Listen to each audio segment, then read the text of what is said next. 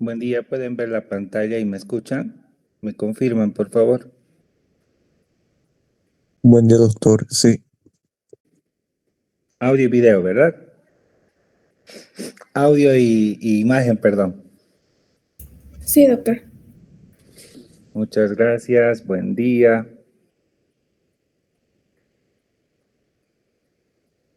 Bueno, es hora de comenzar. El tema que me ha tocado compartir con ustedes hoy día, el día miércoles y quizás el viernes, depende del turno, es la hipertensión endocraneal. Tienen que conceptualizar y entender de esta manera.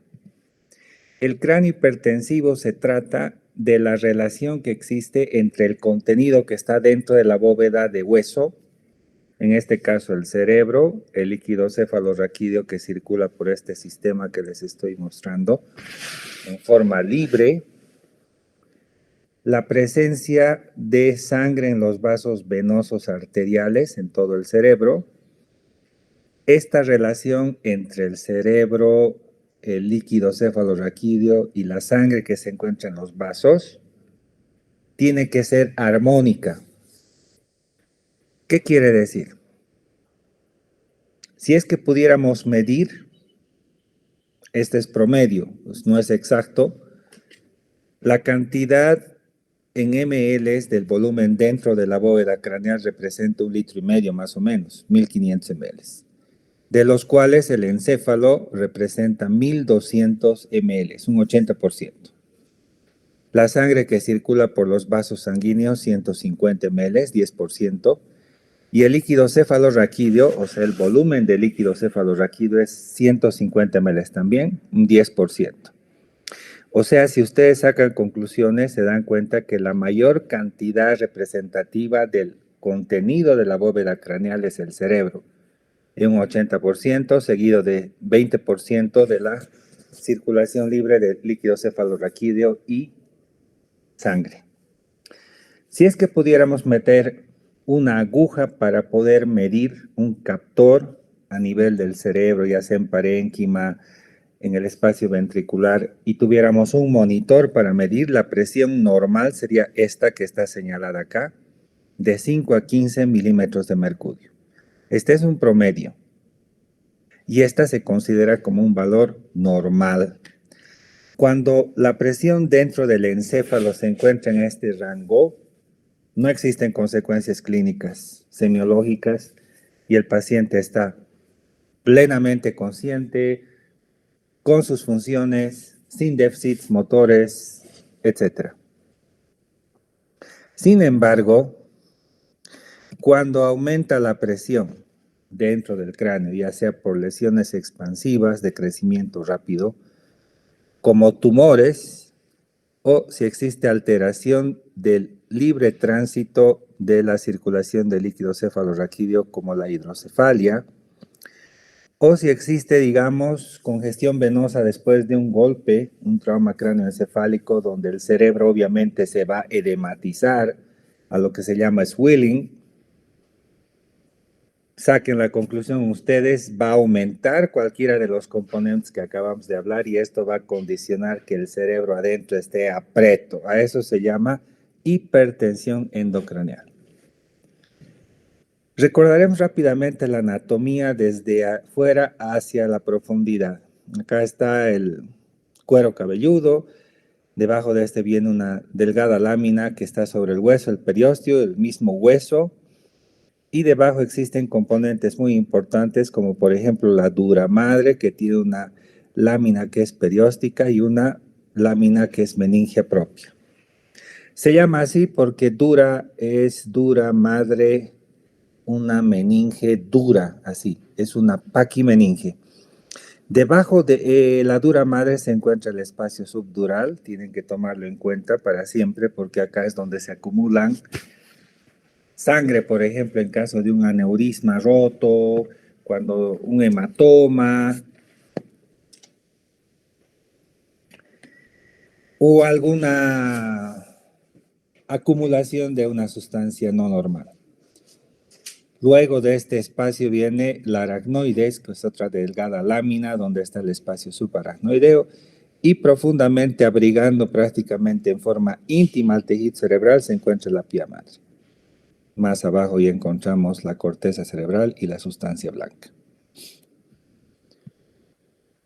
Dentro de las lesiones expansivas de crecimiento rápido que podría aumentar la presión intracraneal se encuentran los tumores de cualquier naturaleza.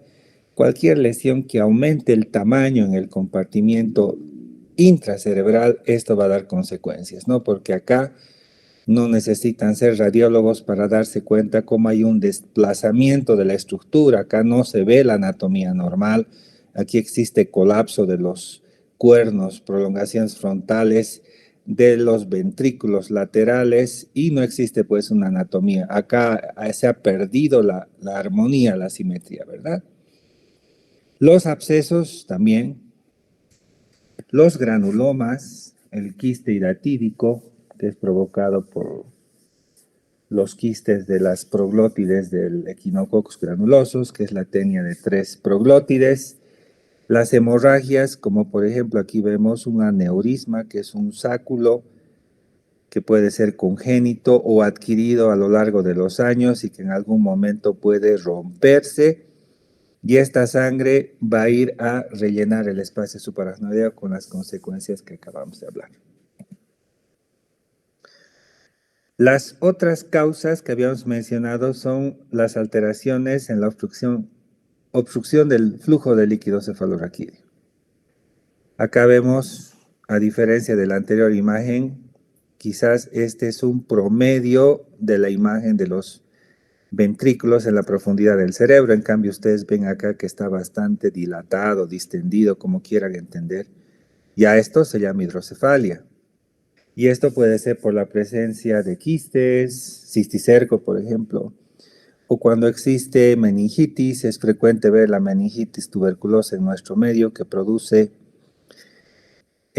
sinequias a nivel de los pequeños orificios, porque en realidad, si ustedes recuerdan la anatomía fisiológica del sistema ventricular, esto está formado por los ventrículos laterales que están unidos a través del agujero de Monro con el tercer ventrículo y el tercer ventrículo a su vez con el cuarto por el acueducto de Silvio.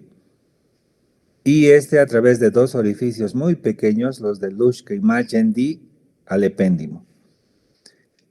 Se produce líquido cefalorraquídeo en los plexos coroideos, en un promedio de unos 10 ml por hora más o menos, unos 240 ml por día, y se absorbe en las vellosidades aracnoideas que están en todo el trayecto del epéndimo. O sea que constantemente existe una producción, una regulación, equilibrio y reabsorción. Este líquido cefalorraquídeo no solamente sirve para llevar sustancias como electrolitos, nutrientes, etcétera, sino es una barrera de intercambio también y amortiguación con el tejido cerebral. O sea que si ustedes imaginan lo que les acabo de explicar, cuando existe hidrocefalia, de esta manera se ha obstruido al libre flujo de líquido cefalorraquídeo, el cerebro va a estar pues apreto ahí adentro, ¿no es cierto? Esa es una causa de hipertensión intracraneal. Las enfermedades por congestión venosa cerebral, el edema cerebral. Si ustedes imaginan acá para su mejor entender un golpe de mi mano se va a hinchar, ¿verdad? Eso es parte de la reacción o respuesta del cuerpo hacia el golpe. Se va a producir un fenómeno inflamatorio donde van a ir a la zona golpeada probablemente leucocitos, mastocitos y se va a hinchar. Parte de la inflamación es la hinchazón. Recuerden la tétrada Celso, tumor, calor, rubor, dolor. Entonces, es parte del trauma que se hincha. Y pues no voy a volver a decir este término porque no corresponde, creo, a nuestro nivel. Vamos a hablar a partir de ahora la hinchazón como edema. Ese edema aplicado al cerebro. Y si ustedes veían acá estos ventrículos que estaban bien distendidos o dilatados, acá no se ven, ¿verdad? Está todo apreto el cerebro. Ese es el edema cerebral. El edema cerebral, en este caso, tiene varias causas. Quizás yo me estoy imaginando acá que es un problema difuso porque acá no veo hematomas, no veo fracturas, probablemente acá es un paciente que ha tenido un trastorno metabólico, hipoxia, digamos, después de un paro. Entonces, está homogénicamente edematizado este cerebro. Entonces, esto obviamente para su entender, si es que ustedes me han ido siguiendo con atención, está apreto el cerebro ahí adentro. Esa es hipertensión craneal.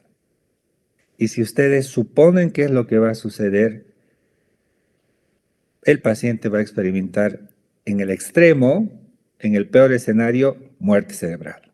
Entonces, de lo que se trata es saber reconocer y saber actuar. De eso se trata esta clase.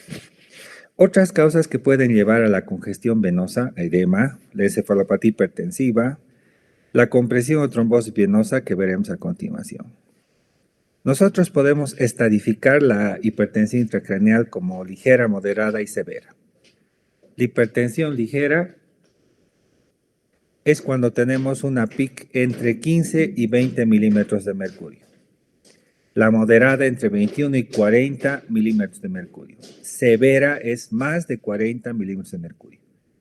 Les he dicho que esto podemos medir. Yo que trabajo en la unidad de cuidado intensivo, hacemos neurointensivo, neurocrítico en los pacientes que tienen todos esos problemas antes mencionados y le colocamos una varilla al interior del cerebro, al parénquima mismo o al sistema ventricular, y por un sistema de strain gauge, una membrana sensible, se conecta al monitor y permanentemente estamos viendo una curva que representa la presión intracraneal. Esto es de gran valor y utilidad porque nos está informando en tiempo real la presión dentro del cráneo que nos permite actuar en tiempo real, ¿no? Si no hubiera esta medición, difícil suponer qué está pasando ahí adentro, ¿no? Pero les voy a dar algunas pautas clínicas semiológicas de darse cuenta cuándo está subiendo la presión dentro del cráneo. Para reforzar un poquito su entender, las causas de hipertensión intracraneal pueden ser por un aumento intracerebral del contenido intracerebral por hematomas, del volumen cerebral en el edema, del volumen sanguíneo en el swelling, que es un sinónimo o una traducción en el inglés de edema, un aumento del volumen del líquido cefalorraquídeo, la hidrocefalia. Como les mencionaba, y ahora sí le remarcamos acá, ¿cuáles van a ser las consecuencias de la hipertensión intracraneal? Obviamente, si el cerebro está apreto ahí adentro, va a sufrir hipoperfusión, ¿no es cierto? Se va a comprimir la perfusión arterial y venosa, y obviamente va a isquemiarse. Es como si ustedes ahorcaran en este momento su dedo con la otra mano, se va a poner cianótico, ¿no es cierto? Lo mismo en el cerebro cuando está muy subida la presión intracraneal, va a sufrir isquemia este cerebro y se va a morir. La otra consecuencia es el daño mecánico, la herniación. El cerebro en el interior tiene unos repliegues de dura madre, que es la tienda del cerebro, la hoz del cerebro, y esto divide en compartimientos al cerebro. O sea que cuando existe un aumento de la presión, se hernia. Ahí es muy típica la herniación del uncus, la herniación del gyrus y la herniación mortal, que es la herniación en el foramen magno, ¿no? Acá ya la compresión de centros respiratorios va a llevar a un paro. Estos diagramas de cajones es para que ustedes entiendan la relación que existe entre el contenido y el continente. El continente es el hueso, la bóveda craneal. El contenido es el cerebro en 80%, repetimos, sangre 10%, líquido cefalorraquídeo 10%. Cuando está de esta manera en forma armónica esta relación, la PIC es 10 milímetros de mercurio. Sin embargo, cuando existe una masa acá que está quitando, digamos, espacio dentro del cerebro, obviamente hay un fenómeno de autorregulación, de autoprotección de un tejido noble como es el cerebro, y los primeros en sacrificarse van a ser el líquido que circula libremente, como el cefalorraquídeo y la sangre, que van a disminuir en esta proporción para tratar de compensar este aumento de la presión intracraneal. Sin embargo, si esta masa es mucho más grande, ya está en un territorio de riesgo esta perfusión de sangre y líquido cefalorraquídeo. En este segundo caso teníamos una PIC de 15, ya acá un cierto compensamiento, en cambio acá una PIC de 30, esto ya es complejo, esto va a dar consecuencias. Entonces, para entender por última vez, ya para pasar a las próximas noxas, el volumen intracerebral depende del volumen cerebral más el volumen sanguíneo que está dentro de los vasos y el líquido cefalorraquídeo es su volumen. Esta es otra imagen para reflejar la doctrina de Monroe-Kelly. La doctrina es como una ley para nosotros, para que ustedes les permita entender qué sucede en estas imágenes extrapoladas, donde vemos un individuo con la relación de volumen cerebral, volumen arterial venoso y líquido cefalorraquídeo. Aquí el volumen arterial en rojo, el venoso en un color púrpura y un celeste el volumen del líquido cefalorraquídeo, mientras el volumen cerebral en color amarillo. Acá tiene el paciente una masa intracraneal, puede ser un tumor, y obviamente acá va a haber un sacrificio, una congestión del sistema de líquido cefalorraquídeo y venoso. Cuando la masa intracraneal ha subido bastante, esto ya trae consecuencias porque se está deprivando la perfusión libre de sangre arterial y también de líquido cefalorraquídeo.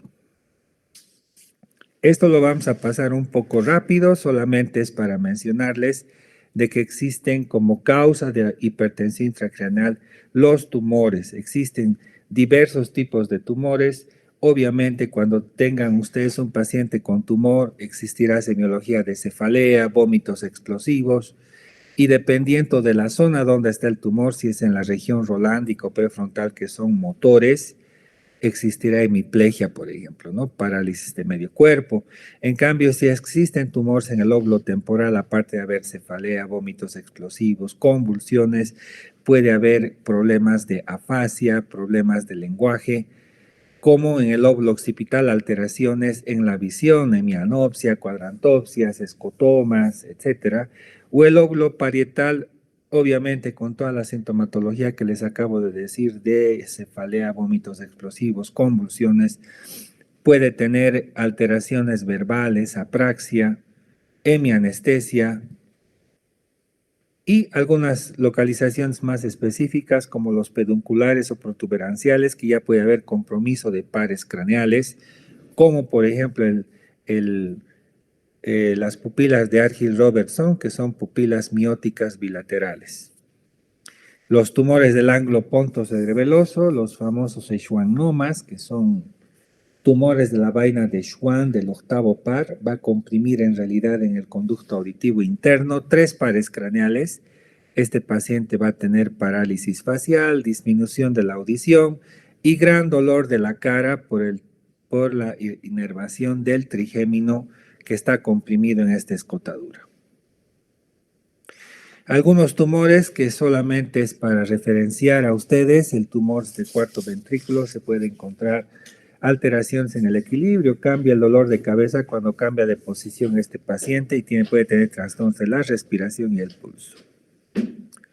Algunos otros, como los tumores del tercer ventrículo, por ejemplo, obviamente están relacionados con hidrocefalia, y los tumores de la hipófisis, como los craniofaringiomas, pueden tener trastornos de la visión como diplopía, amaurosis, cefalea.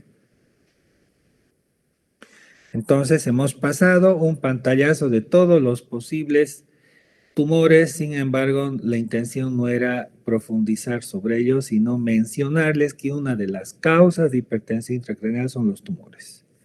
Y los tumores van a dar semiología en realidad similar en todos los casos, como son cefalea, vómitos explosivos, convulsiones y pues puede haber alguna focalidad de algún par craneal, digamos si es el sexto, va de exoforia o estrabismo, o puede tener, digamos, hemiplegia, hemianestesia, etc. La otra causa de hipertensión intracraneal pueden ser las hemorragias. Y las hemorragias pueden ser parenquimatosas, como están viendo acá, quiere decir que está en la profundidad del mismo parénquima cerebral.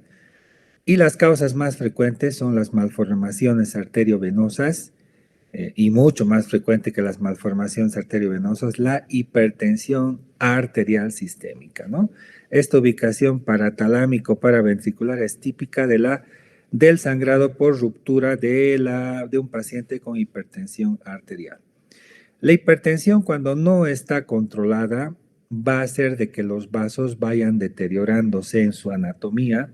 Esto quiere decir que van yendo hacia la amiloidosis, que es una degeneración propia de los vasos, y en algún momento son pues fracturables porque son frágiles estos vasos que han estado expuestos a gran presión y se van a romper y van a condicionar este tipo de hemorragias.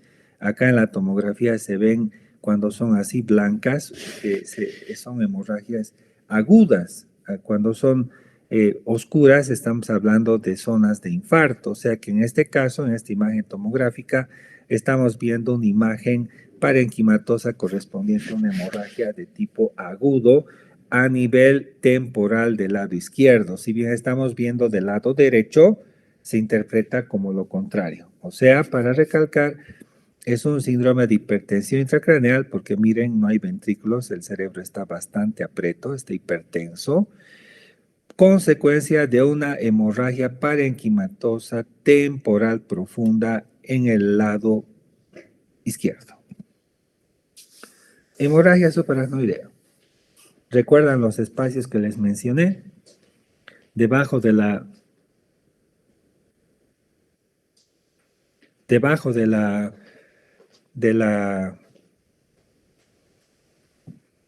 aracnoides está un espacio que es el espacio subaracnoideo. Este espacio subaracnoideo es en realidad un común a todo el tejido cerebral. Generalmente cuando existe un aneurisma roto, como es arterial, va a haber un chisguete. Yo les digo así elocuente porque yo tengo que hacerme entender. Va a chisguetear la sangre al espacio subaracnoideo y el paciente probablemente va a entrar en coma. Como vamos a ver en la tomografía, vemos acá el tronco encefálico. Miren, está bien dibujado el tronco encefálico y acá alrededor existe sangre. O sea, esta imagen hiperintensa blanca es sangre. Entonces, así se ve la hemorragia subaracnoidea. Obviamente, si ustedes han entendido los anteriores slides, acá el cerebro está bastante apreto. O sea, es un término mío para hacerles entender. Pero acá no se ve la anatomía de los ventrículos, que se veían aquí como unos cuernos, ¿verdad? Aquí está totalmente apreto el cerebro. O sea, ya podemos suponer que hay hipertensión intracraneal. ¿Por qué? En este caso, porque estamos viendo hemorragia alrededor del tronco encefálico, ya suponemos que ha habido un sangrado y la primera causa de sangrado cerebral espontáneo es el aneurisma roto. En segundo lugar, la hipertensión arterial sistémica y en tercer lugar, las malformaciones arteriovenosas. O sea, cuando ustedes vean un paciente en la consulta que les diga que tiene el peor dolor de cabeza de su vida, porque así relata la literatura médica, es causado por aneurisma cerebral roto, 90%. Si ustedes ven una imagen de hemorragia subaracnoidea, un paciente con gran dolor de cabeza, sospechen altamente un aneurisma roto. Y no es lúdico, tienen que saber que es muy frecuente. Este año en terapia intensiva, fácil, hemos debido tener como unos 15 pacientes con aneurisma roto. Es un problema frecuente, no es infrecuente, se ve. La meningitis también puede ser una causa de hipertensión intracraneal. Y es que la meningitis conlleva una inflamación, en el caso de que sea bacteriana, tuberculosa, una inflamación que dejan secuelas anatómicas y esto altera la funcionabilidad. Les he dicho que las sinequias o las cicatrices que deja estira el sistema ventricular, lo deforma y esto altera la libre circulación y obviamente esto va a dar consecuencia de aumento de la presión intracraneal.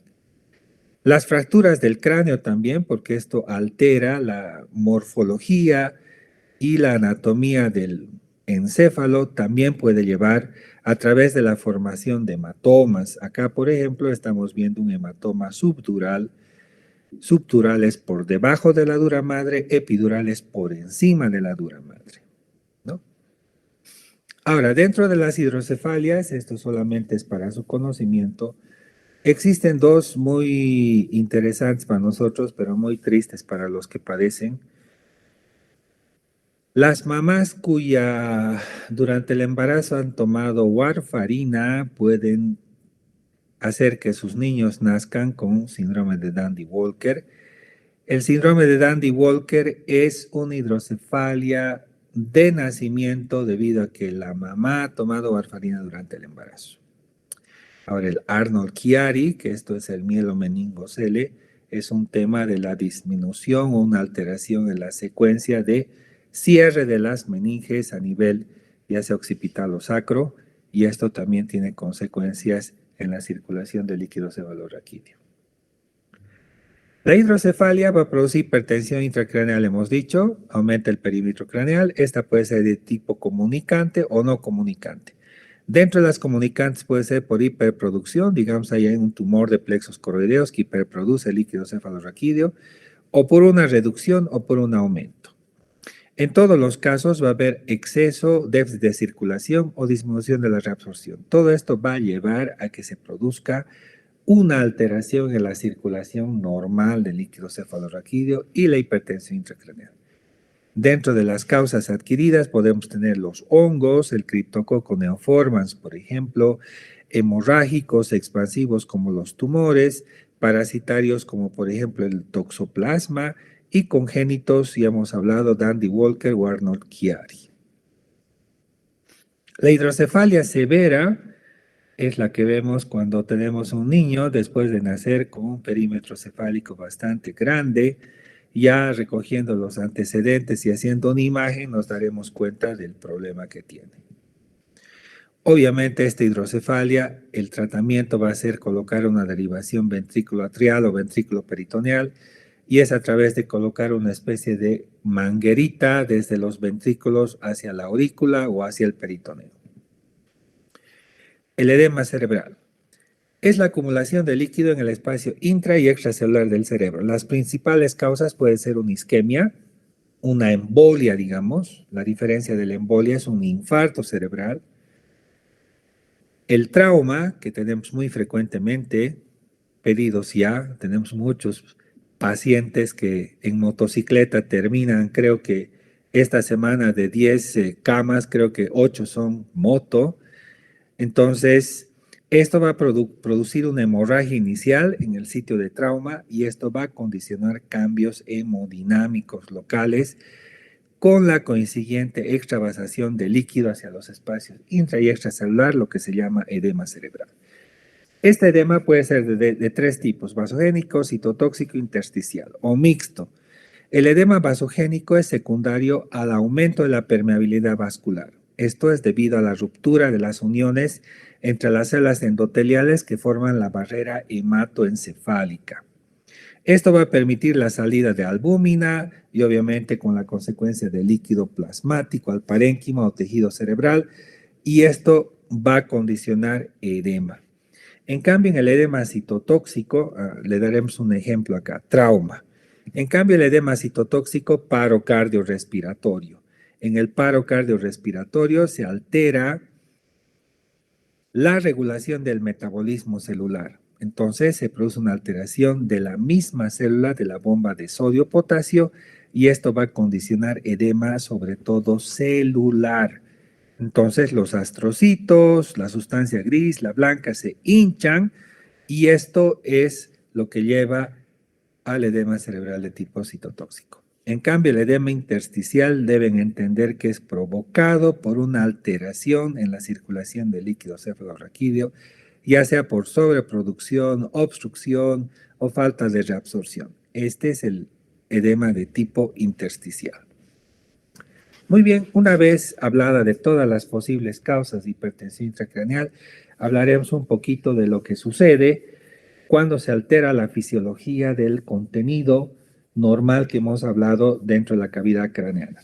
Hemos dicho que cuando aumentan ciertos elementos y trastornan, como por ejemplo el edema cerebral, se altera el flujo sanguíneo cerebral, por ende la presión de perfusión cerebral, el cerebro tiene un periodo de adaptación, tolera, perdona, pero llega un momento en que esto no sucede y el paciente tiene consecuencias.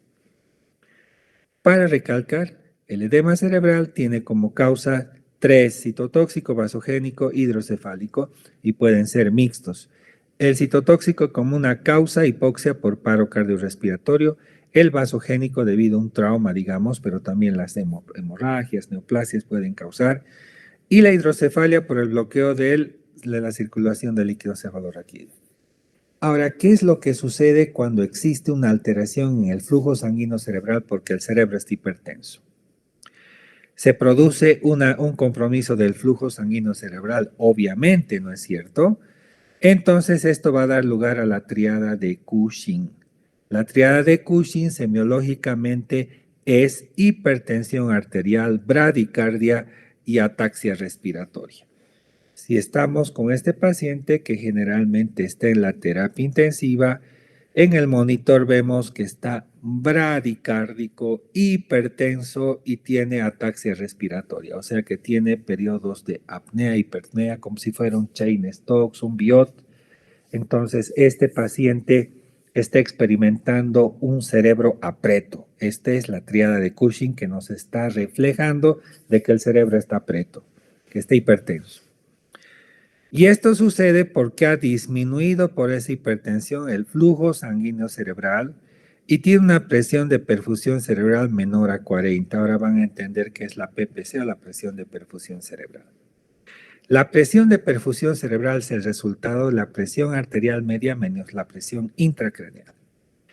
Ustedes calculan la presión arterial media restando la diastólica de la sistólica.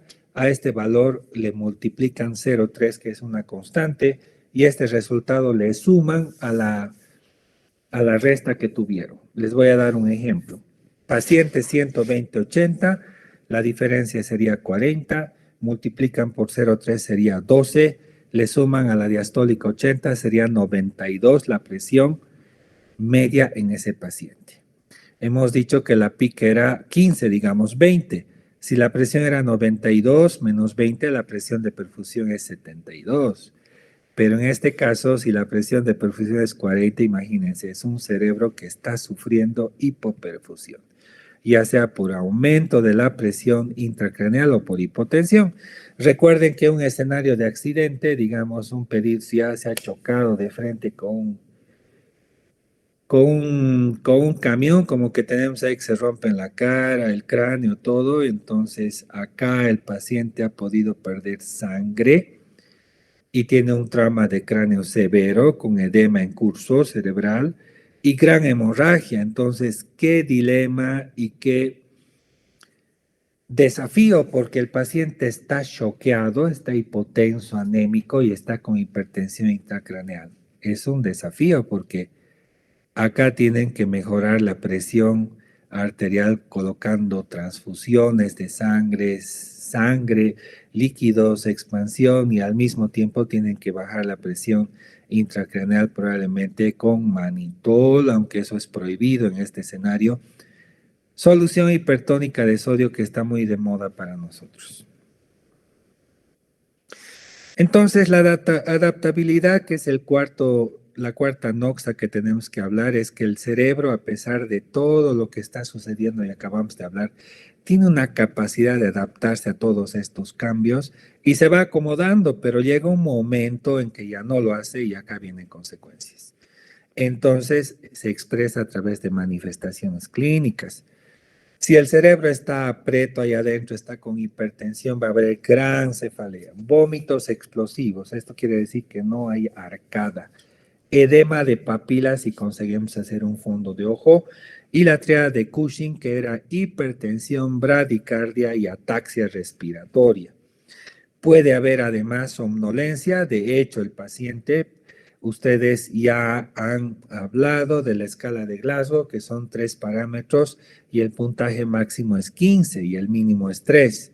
este paciente va disminuyendo su nivel de conciencia, la escala de Glasgow que se llama. Entonces el paciente está en diversos niveles de conciencia, desde el estupor, somnolencia hasta el coma. Obviamente, dependiendo del escenario, puede estar hipotenso, en shock, puede haber arreflexia y en algunos casos la parálisis del sexto par, que esto es muy típico. Acá en esta cara están viendo ustedes como el abducens, cuando se paraliza el sexto par, el ojo se vira hacia adentro, ¿verdad? Esto es una endoforia o un estrabismo convergente. Esto es muy típico cuando sucede, cuando está sucediendo un tema de hipertensión intracraneal. No sé si hasta acá tienen alguna pregunta para proseguir. ¿Me escucharon, verdad? José Sí, Duque. doctor.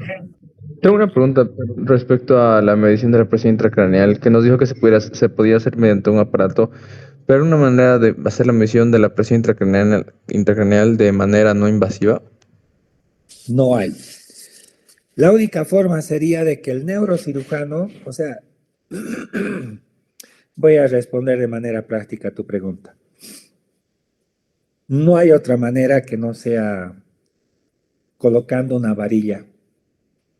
Existe una forma más barata que sería artesanal, que deje como una Nelaton en el neurocirujano a nivel del ventrículo parénquima, digamos, y esta conectemos a una columna de agua y podamos nosotros suponer o extrapolar este valor.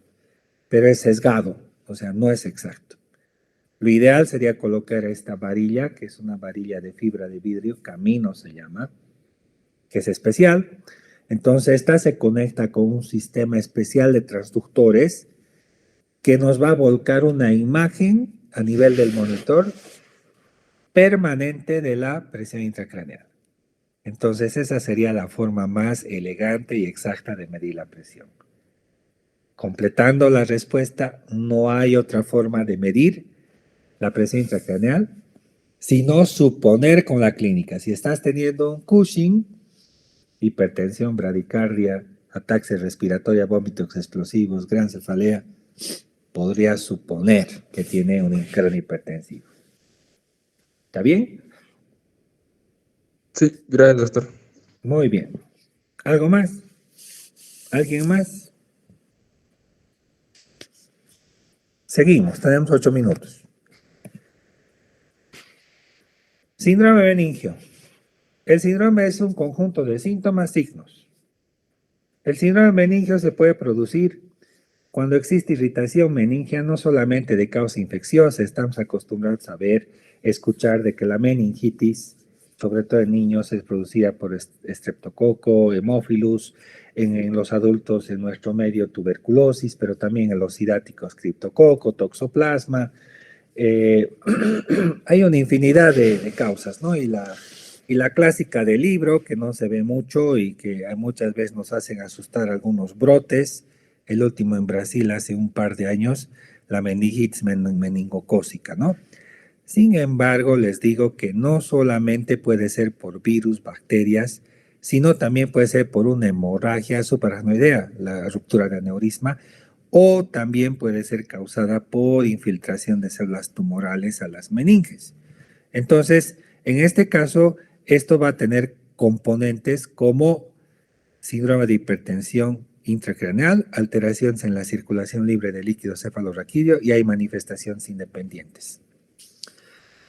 Reforzando la etiología, pueden ser inflamatorias de causas bacterianas. Aquí mencionaremos Streptococcus, Haemophilus, puede ser también tuberculosis, dentro de las virales herpes, micóticas como el criptococo, parasitarias como el toxoplasma, las hemorrágicas, las no inflamatorias hemorrágicas, aneurisma roto y las neoplásicas.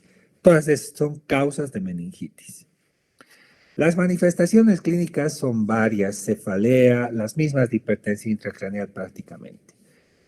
Excepto tan Cushing no hay, digamos, pero acá existe fotofobia, sonofobia, cefalea, vómitos explosivos, fiebre, convulsiones, y los típicos signos meningios como la rigidez de la nuca, Brudzinski, Kerning, que los vemos a continuación, Flatau, Levinson, trípode.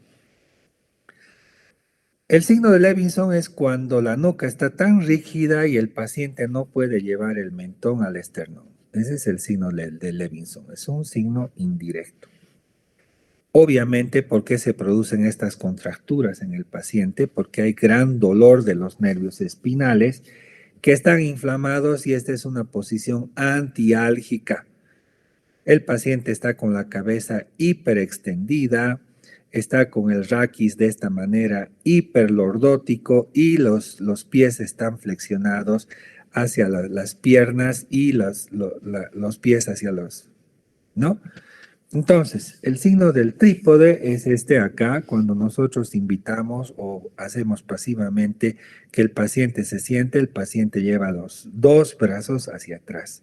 Este es el signo del trípode, que es un signo indirecto de meningitis. Esto, por ejemplo, es el signo de gatillo de fusil, que se ve sobre todo en niñitos.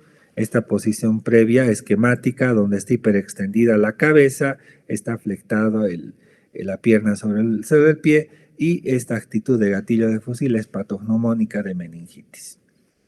Muchas veces el vientre embatea en los individuos que son obviamente delgados, también puede ser un signo indirecto. La risa sardónica, que esto es más propio del tétanos, pero en algunos casos se puede ver. Y los signos clásicos, acá está mal escrito, el signo de Kernik, el signo de Brudzinski, o maniobra en este caso, ¿no? La maniobra de Kernik se refiere a que nosotros intentamos flexionar la rodilla y el paciente no puede evitar de flexionar la pierna. En cambio, la maniobra de Brudzinski tratamos de sentar o flexionar la nuca y el paciente flexiona los pies. Estos son dos típicos signos o maniobras de meningitis. Aquí podemos inclusive clasificar el mismo Kernik en dos. El Kernik 1, cuando nosotros estamos agarrando con cierta presión las rodillas y tratamos de sentar al paciente, no va a poder evitar de flexionar las rodillas el paciente. Y el signo de Kernik 2, que es el clásico, elevo la pierna recto y el paciente va a flexionar la rodilla. No va a poder no flexionar porque le duele el raquis. En cambio, en el Brudzinski se trata de tener un paciente de esta manera recostado en decúbito dorsal. Flexionamos la cabeza y el paciente automático va a flexionar los pies.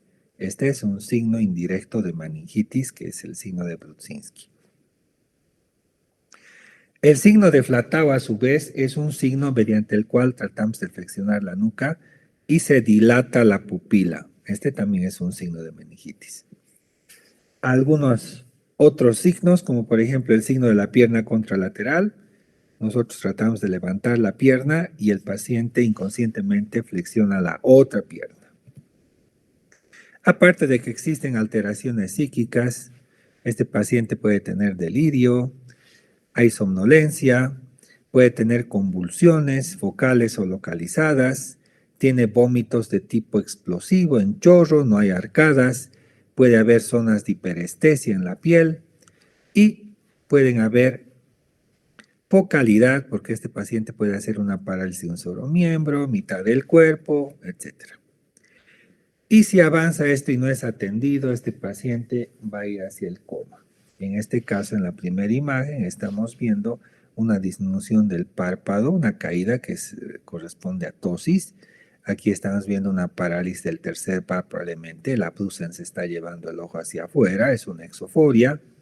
Puede tener diplopía, o se dilata una pupila, o tiene pupilas que son puntiformes, o tiene una desviación de la mirada conjugada hacia arriba, hacia abajo, hacia los costados.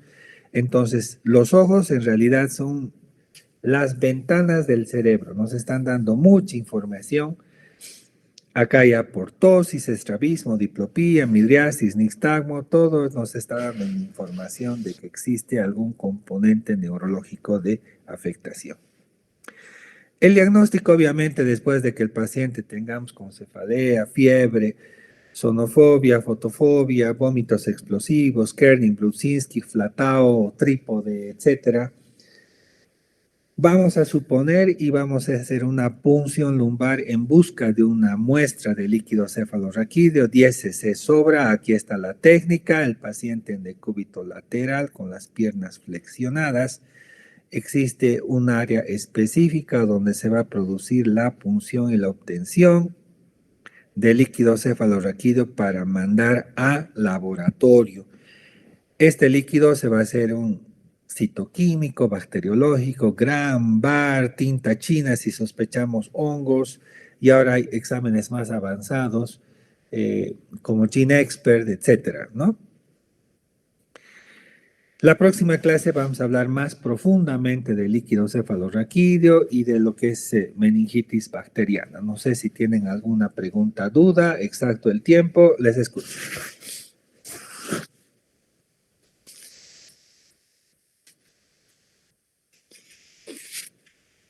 Nada, bien comprendido. ¿Me escucharon o no? Sí, lo Sí, escuchamos. Bueno, pues muy agradecido por su atención, chicos. Nos vemos el miércoles 6:45. Gracias, Jael, por todo el esfuerzo técnico. Nos vemos. Chao, chicos. Hasta luego, doctor. Gracias. Hasta el miércoles, doctor.